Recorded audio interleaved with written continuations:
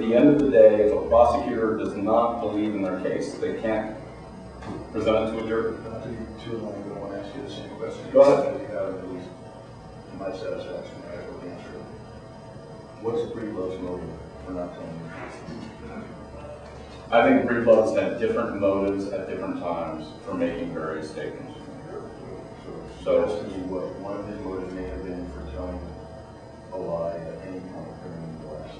Well, I think what a defense attorney would do in a court of law here is say that Breedlove had lied about whether the mayor had committed a misdemeanor in order to attract public attention to himself so that he could get things like the cover shoot at a magazine and to be paid for it.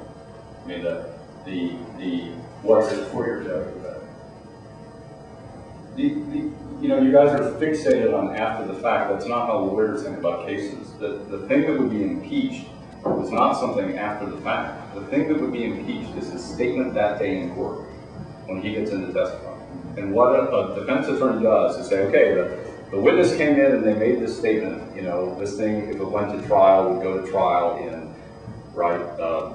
December of 2009. So on December 6, 2009, the witness come in and make the statement. Why do you know that this witness can't be relied on? And they would go through all the things.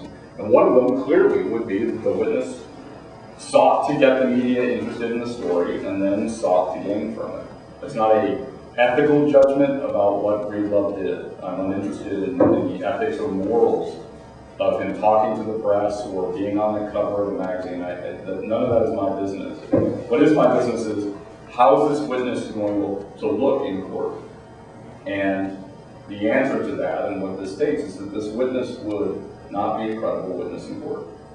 And again, the most important things here are the inconsistent statements. If Breedlove had told a consistent story from start to finish, this case would look differently.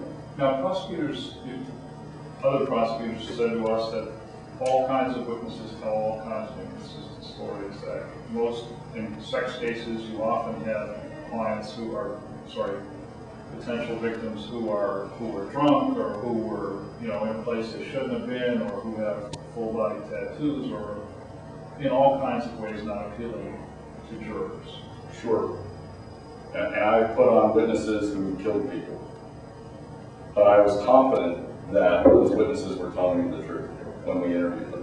And the challenge with Breedlove is that the investigative team was not confident that the version we were getting was the truth. That could have overplayed the mayor's culpability. It could have underplayed the mayor's culpability. I don't take any position about that. What we did say is that we did not think he would be a credible witness in court.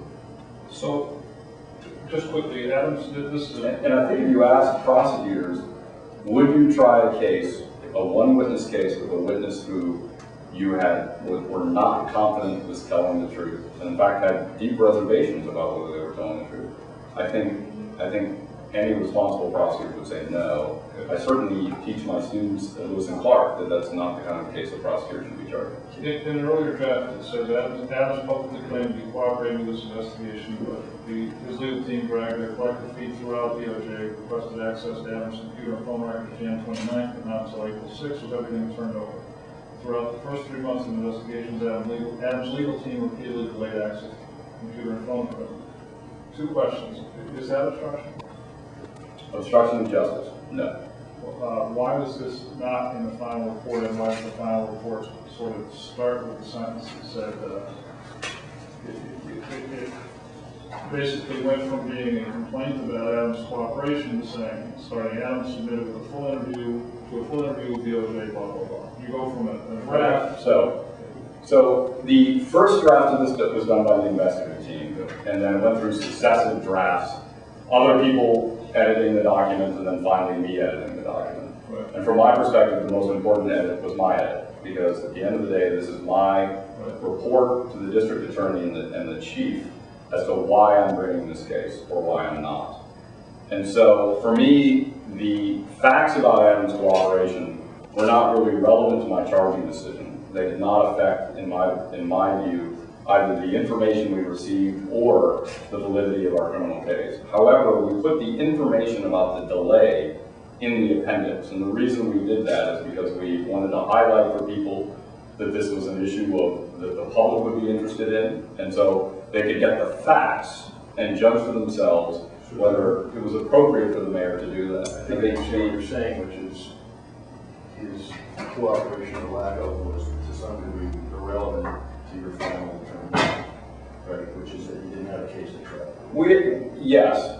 But that wasn't Nigel's question. His question was, then why did you get? Well, I was getting. He submitted to a full interview and he agreed to be interviewed without limit. His cooperation arguably is irrelevant. But in fact, you go from being uncooperative to insinuating that he was very cooperative. Yes, and as I was about to say, Sorry for that. The goal for me as a prosecutor is to describe the facts fairly. And so I looked at the facts of the investigation. I decided that it was appropriate. Originally, and I think in the early drafts, the mayor's cooperation was in the text of the report, not in the appendix.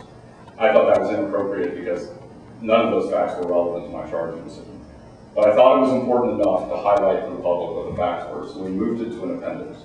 Now, the first thing I wanted to do was to highlight that the most important thing we asked the mayor to do was submit to an interview.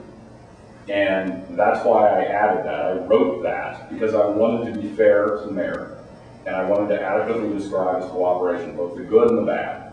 The good was we asked him for an interview. There was no delay in the interview. I thought they were probably going to try to request limits to what we would ask the mayor about. They did not. We wouldn't have agreed to limits, but we would have had a fight about it. They did not do that. They made him open to any questions that we wanted to ask, and they sat there and they answered all their questions. And I thought, if you're going to describe the mayor's cooperation, it's important to state that. The other thing they did is delayed turning over, particularly to the computer. And it's very clear, I will tell you, this annoyed our investigative staff. The reason I didn't think this amounted to hindering the investigation is because we could have fixed the problem immediately. I mean, the way to fix it was we could have used a grand jury subpoena and immediately subpoenaed the computer. Why didn't? The reason we didn't is because then the contents of the computer would be covered by grand jury secrecy.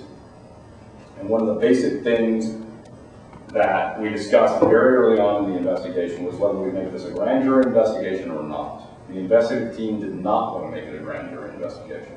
The reasons for that, I think, were twofold on their part. Part of it is that in Oregon, you typically don't go to a grand jury until you think you have sufficient evidence to charge. More important to me in this was, I knew this was going to be a case, regardless of how it came out, where there was going to be an immense amount of public scrutiny. If we charged the mayor, there was going to be a huge amount of public scrutiny. If we did not charge the mayor, there was going to be a huge amount of public scrutiny. And so we decided not to do a grand jury investigation. So every single fact that we came up with during the investigation could be made available to the media and the public, so people could look at exactly what people told us.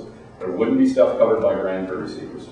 And so if we subpoenaed it, we could have gotten it faster. I mean, the reason that Bob Weaver was not turning over that computer is very simple. Bob Weaver wanted to know what was on it before he turned it over. Did I think Bob Weaver was going to destroy the contents of that computer? No. I mean, Bob Weaver has been a perennial finalist for a position as a United States District Court judge in this state because he has a great reputation for probity and integrity. Did I think that the lawyers were going to obstruct justice? No. I thought that they would hand over this material to us. And so rather than getting a grand jury subpoena... What would have been the conduct that would have, for which your answer to Nigel's question would have been yes, it was obstruction of justice? If the attorneys... Dragging their left feet for 3 months and not turning over computers. Dragging their late access to computer phone equipment is not obstruction. That is not obstruction of justice. I'll give you a couple examples of things that would be obstruction of justice. If we could prove beyond a reasonable doubt that the attorneys or Mayor Adams had either destroyed evidence, knowing that there was an investigation underway, or if we had been able to prove beyond a reasonable doubt that they had counseled a witness to lie in the criminal investigation, then we would likely have an obstruction of justice count.